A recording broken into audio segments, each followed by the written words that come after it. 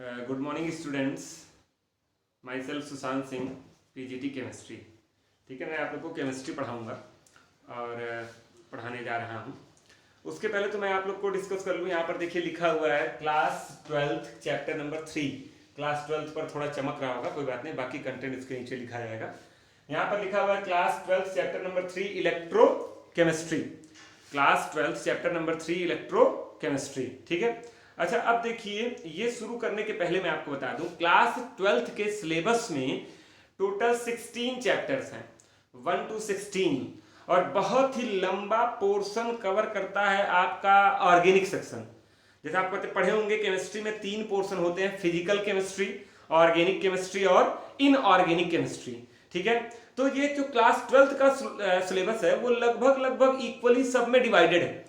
थोड़ा ज्यादा पोर्शन आपका ऑर्गेनिक केमिस्ट्री का, आप यूं कह सकते हैं कि 40% के करीब ऑर्गेनिक है, 30% के करीब आपका इनऑर्गेनिक है और 30% के करीब आपका फिजिकल केमिस्ट्री है। तो 30, 60, 40, 100 टोटल 16 चैप्टर आपके सिलेबस में है। 16 में से जो स्टार्टिंग के 4 चैप्टर हैं, chapter number 1 solid state, chapter number 2 solution, chapter number 3 electrochemistry and chapter number 4 chemical kinetics, ये आपके फिजिकल केमिस्ट्री वाले पोर्शन हैं।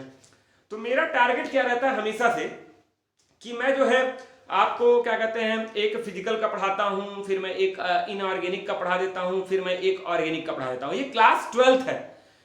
अगर क्लास 11 होता है तो मैं चैप्टर 1 से लाइन से पढ़ाता हूं, लेकिन क्लास 12 में ऐसा कोई जरूरी नहीं है। क्लास 12 का बोर्ड एग्जाम होता है, वर्ल्ड वाइड सेम डेट पे एग्जाम होता है। ठीक है, चाहे दिल्ली का बच्चा हो, चाहे बिहार का हो, चाहे यूपी का हो, चाहे हरियाणा का हो, एक ही डेट के दिन उसका केमिस्ट्री का एग्जाम होगा। और उसको इससे मतलब नहीं है कि उसके स्कूल में किस सीक्वेंस में पढ़ाया गया। आना सिलेबस में 16 का 16 चैप्टर ही है और हर चैप्टर का अपना एक नंबर कंटेंट होता है। जैसे chapter number 1 solid state 4 number का आता है, 4 से 5 नंबर, एक राउंड फिगर होता है, मैक्सिमम 4, कभी कभी 5 का। जैसे मैंने लिखा है चैप्टर नंबर 3 इलेक्ट्रोकेमिस्ट्री, तो इलेक्ट्रोकेमिस्ट्री 5 नंबर का आता है, न्यूमेरिकल वाला चैप्टर है, 5 नंबर का आता है।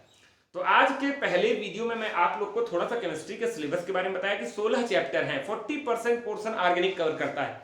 जब ऑर्गेनिक मैं शुरू करूंगा तो वहां पर कुछ आपको 11th का बेसिक ऑर्गेनिक भी बताऊंगा। बिना 11th का बेसिक ऑर्गेनिक जाने आप 12th का डायरेक्ट ऑर्गेनिक समझ ही नहीं पाएंगे, तो काफी समय उसमें लगेगा, ऑर्गेनिक पोर्शन में काफी समय लगेगा।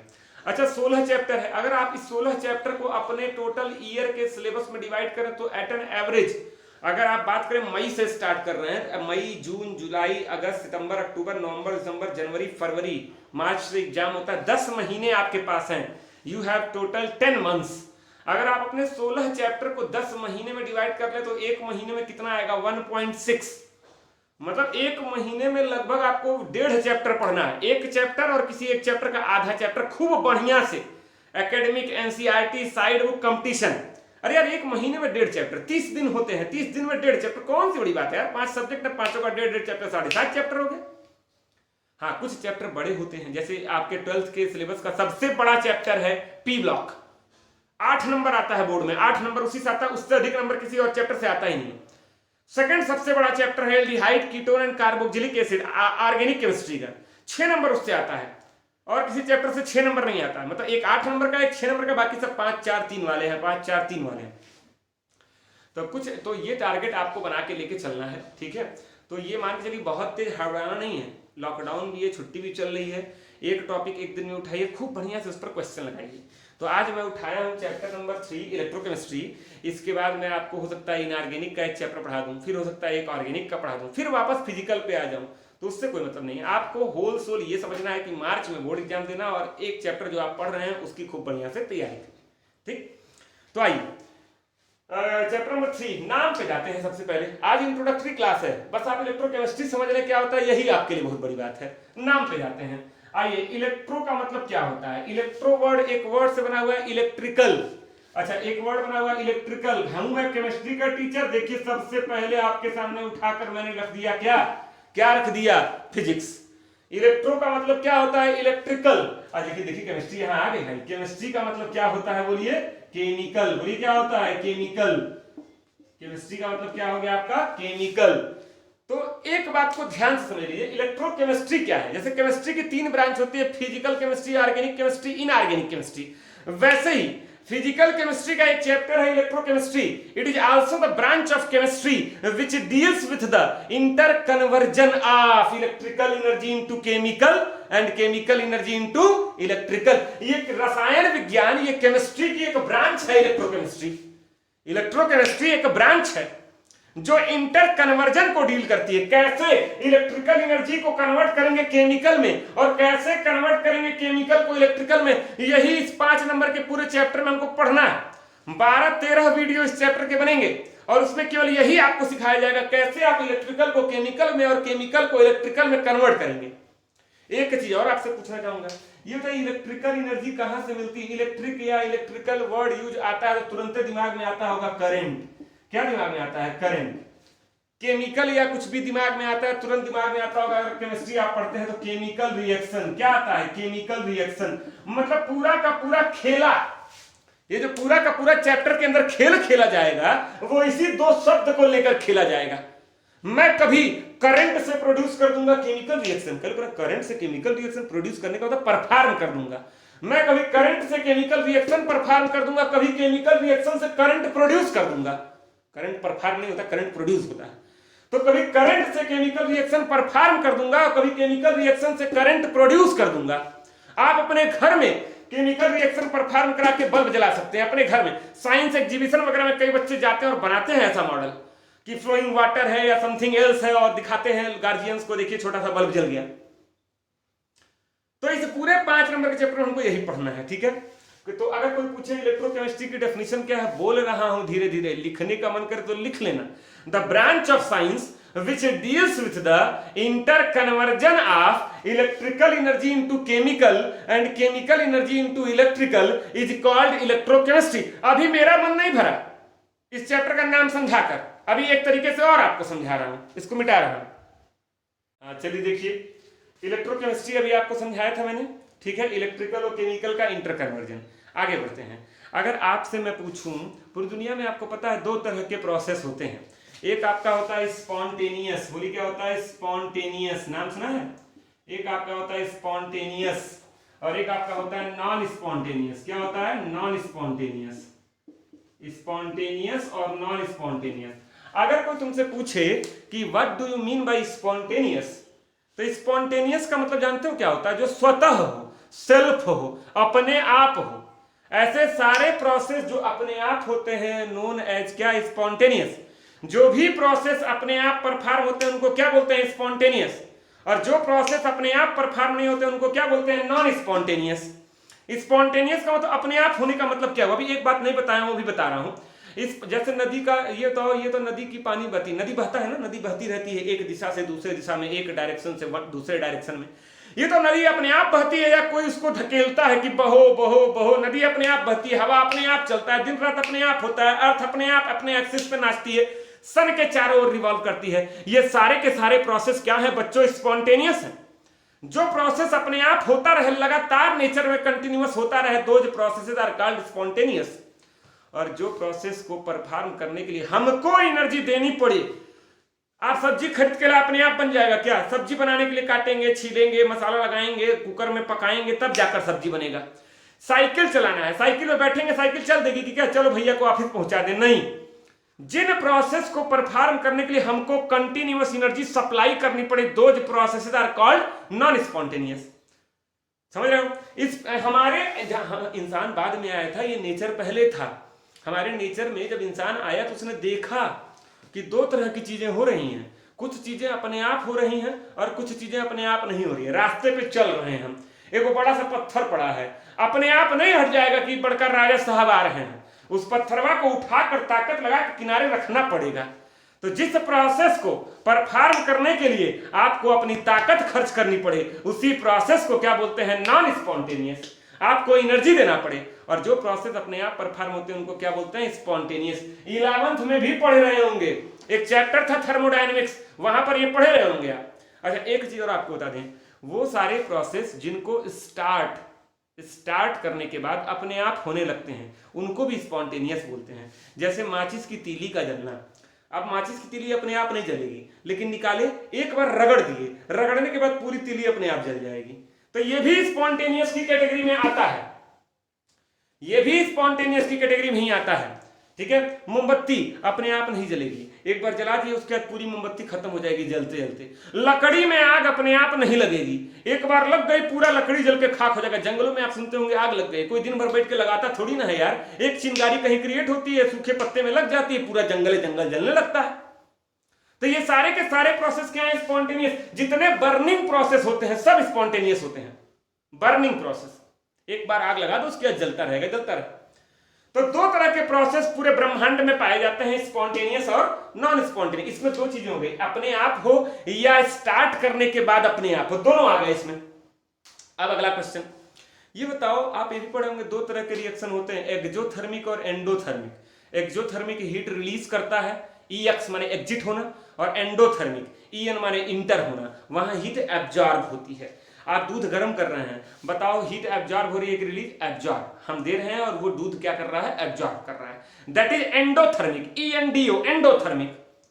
लकड़ी जला रहे हैं, लकड़ी जला रहे हैं, बताओ हीट हम दे रहे हैं कि वो खुद वो लोग बोलते हैं हम लकड़ी जला रहे हैं। अबे झूठ बोलते हो बे, तुम कैसे लकड़ी जला दोगे? लकड़ियां खुद जल रहा है, लकड़ी खुद जलता, तुम तो खाली एक बार माचिस की तीली मार दिए और क्या किए? हम लकड़ी जला रहे हैं, ये कौन कहानी है? तुम लकड़ी नहीं जला रहे हो, लकड़ी खुद जल रहा है। ठीक है, स्टार्ट तुमने किया था, बस मोटर चला के आ रहे हैं, तुम मोटर चला के थोड़ी ना आओगे, तुम जाओगे स्विच ऑन कर दोगे, मोटर खुद चलेगा करंट का यूज करते हुए। तो जो प्रोसेस अपने आप हो या स्टार्ट करें, स्पॉन्टेनियस हो गया। अच्छा, स्पॉन्टेनियस प्रोसेस अपने आप परफॉर्म होकर एनर्जी रिलीज करते हैं, पता है कि नहीं पता? लकड़ी जल रही है तो वहां से हीट मिलता है, लाइट मिलता है। ठीक है, स्पॉन्टेनियस प्रोसेस अपने आप परफॉर्म होकर हीट रिलीज करते हैं। तो ये हमेशा अपने जहन में बिठा लो, एक्सोथर्मिक होते हैं, EXOTHERMIC। थर्मिक माने हीट, एक्सो माने एग्जिट करना, ये हीट एग्जिट करते हैं, ये एक्सोथर्मिक हैं। और ये जो होते हैं ये होते हैं एंडोथर्मिक। EN स्पेलिंग EN होता है कि IN होता है, चेक करना। एंडोथर्मिक, ठीक है, एंडोथर्मिक। थर्म माने हीट, EN माने इंटर करना। यहां पर हीट इंटर होती है, एब्जॉर्ब होती है, यहां रिलीज, यहां एब्जॉर्ब, ये एक्सो ये एंडो। ठीक है, तो याद रखिएगा दोनों तरह के प्रोसेस हमारे नेचर में होते हैं। अच्छा, आप फिजिक्स का एक लॉ पढ़े होंगे, energy can neither be created nor be destroyed. हम नंगे आए थे और नंगे चले जाएंगे, दूसरे लैंग्वेज बोल दो खाली हाथ आए थे और खाली हाथ चले जाएंगे। ठीक है, कुछ नहीं लेके आए थे और कुछ नहीं लेके जाएंगे। इंसान जब धरती पे आया कुछ नहीं था उसके पास, लेकिन आज बहुत कुछ है इंसान के पास। जब तक जिंदा है तब तक बहुत कुछ है। कहां से कमाया? इसी नेचर से तो लिया। तो नेचर में दोनों तरह के प्रोसेस हो रहे हैं, ये दे रहा है क्या? एनर्जी। ये ले रहा है क्या? एनर्जी। इसके बीच के मीडियम है कौन? हम, मैन, इंसान। हम खाली हाथ आए थे, इससे एनर्जी लिए, ये नेचर में हो रहा था, एनर्जी दे रहा था, इससे एनर्जी लिए और उस एनर्जी का इस्तेमाल किए इसको परफॉर्म करने के लिए, क्योंकि ये अपने आप नहीं हो रहा था। हम घर पे रोटी दाल चावल खा लिए, हमारी बॉडी के अंदर कंबसन हो रहा है, खाने का कंबसन हो रहा है। कंबसन क्या है? एक्सोथर्मिक है। हमारी पूरी बॉडी में एनर्जी आ गई, हम दौड़ते हुए गए और दिन भर काम किए, 4 घंटा पढ़ाए, शाम को गए सब्जी भी खरीदे, मोटरसाइकिल भी चलाए, खूब काम किए। मतलब हमको एनर्जी कौन दिया? ये दिया कौन? Spontaneous process. तो हम नदी का पानी बहता है, आप लोग पता होगा, बहते हुए पानी पे डैम बनाकर इलेक्ट्रिसिटी प्रोड्यूस की जाती है ना, सुने होंगे। तो बहते हुए पानी पे डैम बनाकर इलेक्ट्रिसिटी प्रोड्यूस कर रहे हैं, तो बहता हुआ पानी क्या हो गया? स्पॉन्टेनियस। वो एनर्जी रिलीज कर रहा था और साइंटिस्ट लोगों ने उस एनर्जी को कन्वर्ट कर दिया किसमें? इलेक्ट्रिकल एनर्जी में। कुछ समझ में आ रहा होगा, यही डिटेल में इस चैप्टर में पढ़ना है। ठीक है, तो देखिए मैं इस चैप्टर का अभी चैप्टर का नाम नहीं समझा पाया हूं यार, क्या करें। देखिए यहाँ छोटा सा लिख रहा हूँ, स्पॉन्टेनियस केमिकल रिएक्शन। कई लोग कह रहे हैं प्रोसेस लिखिए, थोड़ा केमिस्ट्री पढ़ा रहा हूँ तो रिएक्शन पे आ जाने दो। तो एस माने स्पॉन्टेनियस, सी माने केमिकल, आर माने रिएक्शन लिखना। Spontaneous chemical reaction. अच्छा, तो स्पॉन्टेनियस केमिकल रिएक्शन हीट क्या करेगा? रिलीज करेगा। तो ये एनर्जी देगा, ये एनर्जी देगा। कैसी एनर्जी देगा? सीई माने केमिकल एनर्जी। इस केमिकल एनर्जी को कन्वर्ट करेंगे हम किसमें? कन्वर्ट करेंगे किसमें? हम इलेक्ट्रिकल एनर्जी में। केमिकल एनर्जी को हम कन्वर्ट करेंगे किसमें? इलेक्ट्रिकल एनर्जी में। और फिर इस इलेक्ट्रिकल एनर्जी से हम परफॉर्म कराएंगे नॉन स्पॉन्टेनियस केमिकल रिएक्शन। देखिए आपके सामने लिखा हुआ है, देख लीजिए। ये कोई पूछे क्या है? एक्सो है। ये कोई पूछे क्या है? ये क्या है? एंडो है। ये एक्सो है, ये एंडो है। हमने इसकी केमिकल एनर्जी को कन्वर्ट किया इलेक्ट्रिकल एनर्जी। कहने का मतलब क्या हुआ? करंट से, करंट में प्रोड्यूस कन्वर्ट किया। और ये Ce का मतलब क्या हुआ, केमिकल एनर्जी हुआ। बोलिए क्या हुआ, केमिकल एनर्जी हुआ। ठीक है, तो हमने स्पॉन्टेनियस केमिकल रिएक्शन की एनर्जी को, केमिकल एनर्जी को इलेक्ट्रिकल एनर्जी में कन्वर्ट किया और इलेक्ट्रिकल को again non spontaneous chemical reaction में कन्वर्ट किया। मतलब ये भी केमिकल और बीच में इलेक्ट्रिकल, मतलब केमिकल कन्वर्ट हुआ इलेक्ट्रिकल में, फिर इलेक्ट्रिकल से परफॉर्म कराए केमिकल, यानी inter conversion of chemical into electrical and electrical into chemical, that is called electrochemistry. अभी तक केवल चैप्टर का नाम समझा रहे भैया, कोई दिक्कत है इसको नोट कर लीजिए। ठीक है, धीरे धीरे पढ़ेंगे, कोई तेजी नहीं है, बहुत शानदार चैप्टर है, बहुत बड़ा बड़ा और बहुत बढ़िया बढ़िया न्यूमेरिकल आने वाला है। ठीक है, नोट कर लीजिए, फुल फॉर्म सबका लिख लीजिएगा, मैं नहीं लिखा हूं, इसे कई बार बोल भी दिया हूं। Spontaneous chemical reaction, chemical energy, electrical energy और नॉन स्पॉन्टेनियस केमिकल रिएक्शन, इसी ओवरऑल स्टडी को क्या बोलते हैं, इलेक्ट्रोकेमिस्ट्री। अब देखिए, कुछ इस चैप्टर को समझने के लिए कुछ बेसिक टर्म्स आपके क्लियर होना जरूरी है, फिजिक्स वाले टर्म्स हैं। हो सकता है मैं जो आपको पढ़ाने जा रहा हूँ ये आपको आ भी रहा हूँ, लेकिन मैं ये मान के पढ़ा रहा हूँ कि मेरे पास हर तरह के बच्चे हैं, बहुत तेज बच्चे भी हैं, बहुत वीक बच्चे भी हैं, तो एकदम बेसिक चीज आपको बताते चलूंगा। और जो बहुत अपने आप को तेज बन रहा होगा वो भी इंतजार करे इस चैप्टर के आखिर तक। ठीक है, बहुत बड़े बड़े लेवल का भी क्वेश्चन लगवाऊंगा। ठीक है, जो आप सोचे नहीं होंगे कि शायद आपसे लग पाएगा। आज देखना जरा इलेक्ट्रोकेमिस्ट्री की बुक खोल के बाद देखना कैसे कैसे क्वेश्चन है। ठीक है, 20% अगर उसमें से न्यूमेरिकल तुमको समझ में आ जाए बहुत बड़ी बात है, तो वो सब यहाँ पे आपके लिए हल कर दूंगा एक से एक ट्रिक के साथ। ठीक है, अब देखिए सम बेसिक टर्म्स। अब बात है सम बेसिक टर्म्स कहने का मतलब क्या हुआ, आइए इसमें पहला टर्म आपका आता है। चलिए, मुझे फिजिक्स नहीं आती है, पहले बता दे रहा हूँ, फिर भी पढ़ा रहा हूँ। सबसे पहला आपका आता है ओम्स लॉ। क्या, ओम्स लॉ। चलिए, अभी क्लास होता तो खटाक से जो 80-90% बच्चे हाथ उठाते हैं, अरे सर ये क्या है, 9th में पढ़े थे, ओम्स लॉ क्या है। बिल्कुल सही बात है। तो ओम्स लॉ क्या है आप जानिए, हम जानते हैं, खाली यही है, फार्मूला एक हमको आता है, V = I। ठीक है, चलिए बताइए यहाँ V क्या है। कई लोग बोलते हैं वोल्टेज, कई लोग बोलते हैं पोटेंशियल डिफरेंस, जो बोलिए आप इसको बोलते हैं, मैंने बोल दिया पोटेंशियल डिफरेंस। कई लोग पी से नहीं लिखा, वोल्टेज भी आप बोल सकते हैं, पोटेंशियल डिफरेंस। ठीक है, इसका यूनिट क्या होता है आप जान ही रहे होंगे, वोल्ट होता है। I का मतलब क्या हो गया बोलिए, करंट। करंट की यूनिट क्या होती है बताइए, एम्पियर। एम्पियर शॉर्टकट में AMP भी लिखा जाता है। R का मतलब क्या होता है बताइए, रेजिस्टेंस। शुद्ध प्रोनाउंसिएशन इसका इंग्लिश में करेंगे तो रेसिस्टेंस पढ़ते हैं, रेजिस्टेंस नहीं पढ़ते हैं। क्या पढ़ते हैं, रेसिस्टेंस, सिस पढ़ते हैं, रेसिस्टेंस। ठीक है, इसको R का हो गया रेसिस्टेंस, इसको हम लिख सकते हैं क्या, इसकी यूनिट क्या होती है, ओम। ओम, और ऐसे आप लोग बनाते भी होंगे, ये सिंबल है ओम का, यूनिट के साथ तीनों चीजें लिख दी, यही ओम्स लॉ है। V क्या है, पोटेंशियल डिफरेंस है। I क्या है, करंट है। R क्या है, रेजिस्टेंस है। मेरा क्वेश्चन आपसे, सबसे पहला क्वेश्चन मेरा आपसे, व्हाट इज रेजिस्टेंस। अगर कोई आपसे पूछ ले कि बताओ बच्चों रेजिस्टेंस क्या है, ठीक है, तो बोलते हैं लोग, बच्चे बोलते हैं विच रजिस्ट करंट फ्लो। मैंने प्रॉपर्टी थोड़ी ना पूछी है, मैंने ये थोड़ी ना पूछा है कि, मैंने ये नहीं पूछा है कि बताओ रेजिस्टेंस क्या करता है। सही बात है, करंट फ्लो को रोकता है, लेकिन ये क्या है, सुशांत क्या है। अब बोलेंगे पढ़ाता है, अबे तो सुशांत का काम है ना पढ़ाता है। सुशांत क्या है, इंसान है। रेजिस्टेंस क्या है आप लोग जान जाइए, रेजिस्टेंस प्रॉपर्टी है। बोलो क्या है, प्रॉपर्टी, विशेषता किसी भी मटेरियल की। मटेरियल में सब आ गए, लिविंग नॉन लिविंग बोथ आ गए, मटेरियल में सब आ गए। केमिस्ट्री के 118 एलिमेंट आ गए और उनसे बने हुए सारे कंपाउंड आ गए, लिविंग हो या नॉन लिविंग हो। दुनिया का कोई भी मटेरियल हो, उसके अंदर दो तरह की प्रॉपर्टी होती है, दो तरह की, एक होता है रेजिस्टेंस, एक होता है कंडक्टेंस। रेजिस्टेंस रोकता है, ये दोनों क्या है, तो बोले रेजिस्टेंस क्या है, प्रॉपर्टी है, कंडक्टेंस क्या है, प्रॉपर्टी है। ये दोनों प्रॉपर्टी है। जैसे मैं अभी आपसे कहूं कि बच्चों चलना है एक जगह चोरी करने, एक जगह चोरी करने चलना है। अच्छा ये बताइए आपको कैसा लगेगा। अरे भाई आपको अच्छा भी लग सकता है, बुरा भी लग सकता है। मेरे सामने तमाम तरह के बच्चे बैठे हैं, कहेंगे बहुत से सर भी हमारे टाइप के हैं, चलो चलते हैं आज जो है सर मन की इच्छा पूरी करवा रहे हैं, चला जाए किसी बड़े बैंक को लूटा जाए। ठीक है, और कुछ बच्चे कहेंगे नहीं नहीं बहुत बुरी बात है, मम्मी पापा बताए हैं, सिखाए हैं, गलत बात है, नहीं सीखना चाहिए, अच्छे ये तो गंदे टीचर हैं, चोरी सिखा रहे हैं। आपके अंदर दो तरह की प्रॉपर्टी है। एक कहेगा यार सर खुद कह रहे हैं चलो चोरी करने चला जाए, चलो सर के साथ चलते हैं, अगर ये पकड़ने आ भी गए, अगर पकड़े भी गए तो क्या हुआ, सर ही फंसेंगे, भाई हमारे गुरु हैं, इन्हीं की ज्यादा बेइज्जती होगी।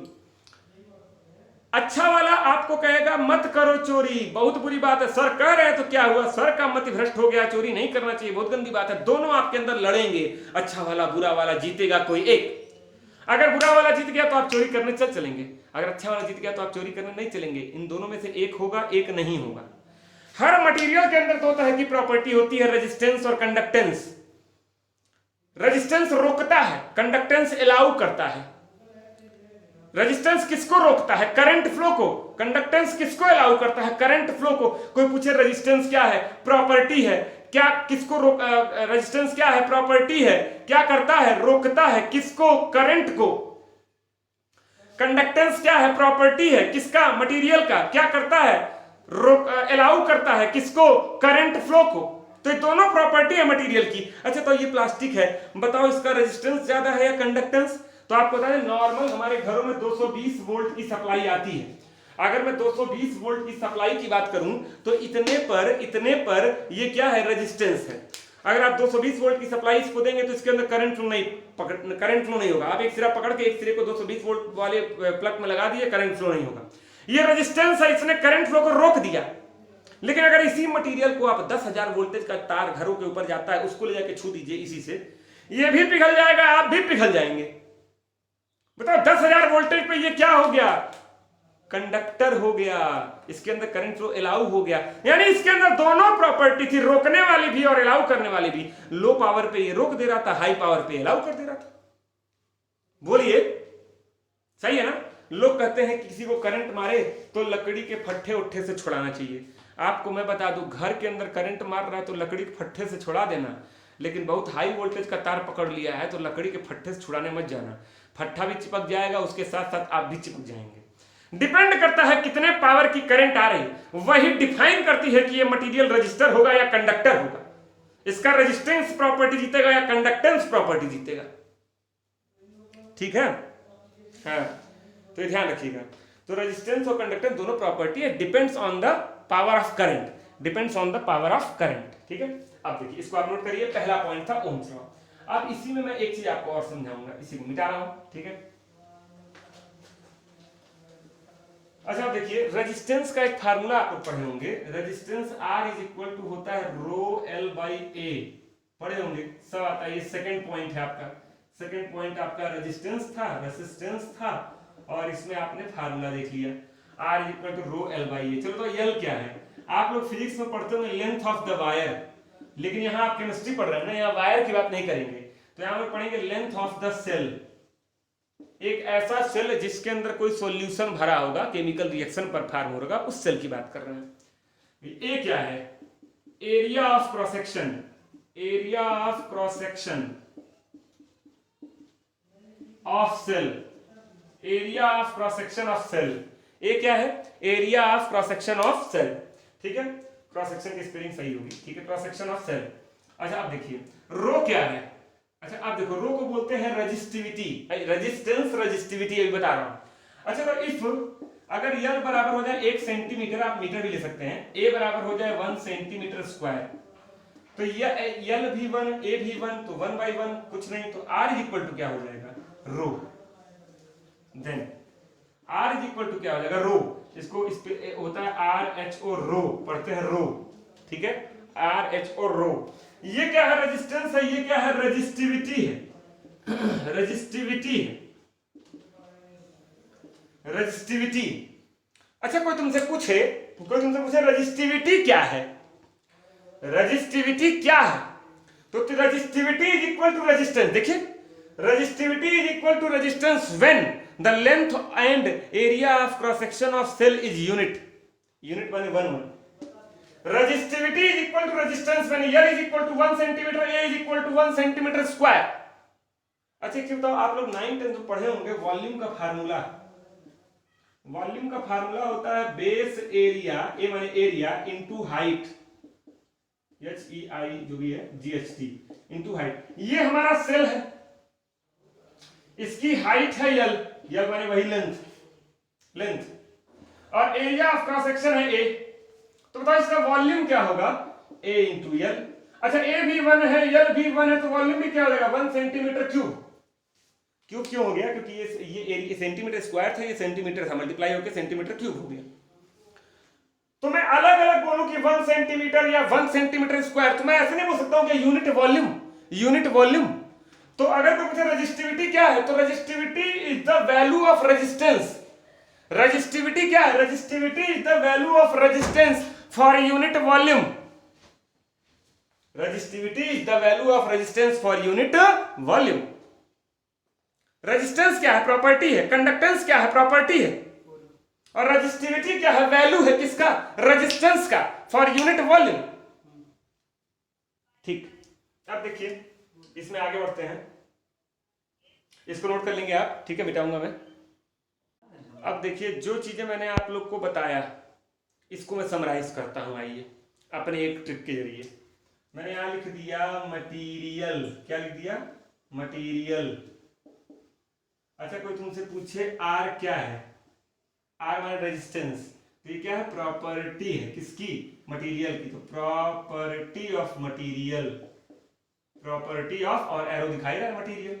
क्या करता है ये? रजिस्ट करता है, resist the current flow, resist the current flow. चलिए, कोई आपसे पूछे जी क्या है? जी माने होता है कंडक्टेंस। फिजिक्स में आप इसको पढ़ते होंगे सी, तो सी भी सही है, जी भी सही है। यहाँ के केमिस्ट्री में सी का मतलब होता है कंसंट्रेशन, इसीलिए मैंने जी वर्ड यूज किया है, ठीक है। जी का मतलब होता है कंडक्टेंस। ये क्या है? प्रॉपर्टी है किसका? मटेरियल का। Property of material. ये क्या करता है? Allows, allows the current flow, allows the current flow. अच्छा भाई, इन दोनों पॉइंट को अगर कोई कहे इन दोनों में क्या रिलेशन है, तो ये रोक रहा है, ये अलाउ कर रहा है, तो R is equal to 1 by G and G is equal to 1 by R, inverse relation. कोई पूछे रो क्या है? रो, ये देखिए रो, अभी कुछ देर पहले बताए थे, ये क्या है? रेजिस्टिविटी। लेकिन ये वैल्यू किसकी है? रेजिस्टेंस की। तो value of R resistance for unit volume. सही जा रहा हूं ना? अच्छा, रेजिस्टेंस का रेजिस्टिविटी है, तो बताओ कंडक्टेंस का भी तो एक वर्ड आएगा क्या?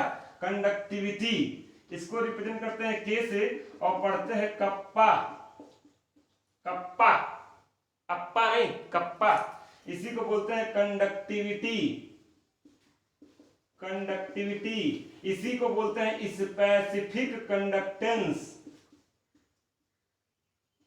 Specific conductance. इसको बोलते हैं रो, रेजिस्टिविटी या स्पेसिफिक रेजिस्टेंस। कोई पूछे इन दोनों में क्या रिलेशन है? इन दोनों में क्या रिलेशन है? तो R is equal to rho, rho is equal to 1 by kappa and kappa is equal to 1 by rho. कोई पूछे कप्पा क्या है? Value of G, value of G for unit volume. ये वर्ड बोलना जरूरी है, फॉर यूनिट वॉल्यूम। क्योंकि सारी कहानी कहां से लाए हो? तो R is equal to rho L by A, अभी कुछ देर पहले डिराइव किए थे, याद आ रहा है? R is equal to rho L by A. पूरा समरी आपके सामने लिखा हुआ शानदार तरीके से। ये क्या है? रेजिस्टेंस है, property of material, resist the current flow. जी क्या है? Property of material, allows the current flow. इन दोनों में क्या रिलेशन है? इनवर्स। R से आ गया रो, रो क्या है? Value of R for unit volume. Kappa क्या है? Value of G for unit volume. ये रेजिस्टेंस था, ये रेजिस्टिविटी था, ये कंडक्टेंस था, ये कंडक्टिविटी था। ये रेजिस्टेंस था, ये स्पेसिफिक रेजिस्टेंस था, ये कंडक्टेंस था, ये स्पेसिफिक कंडक्टेंस था। यहां लिख दे रहा हूं तो कह दो कंडक्टेंस, ठीक है। यहां नहीं लिखा हूं, इसको एक बार चिल्ला चुका हूं, इसे लिखा नहीं। तो ये पूरा आप नोट कर लेंगे खूब बकायदे। ये मैंने जानते हैं केवल आपको चैप्टर का इंट्रोडक्शन दिया। तो आते हैं अगले वीडियो में, धीरे धीरे न्यूमेरिकल की ओर भी आएंगे। जब न्यूमेरिकल की ओर आएंगे तो एक आध वीडियो में केवल न्यूमेरिकल ही लग पाएंगे, तो उसके लिए आप परेशान मत होइए।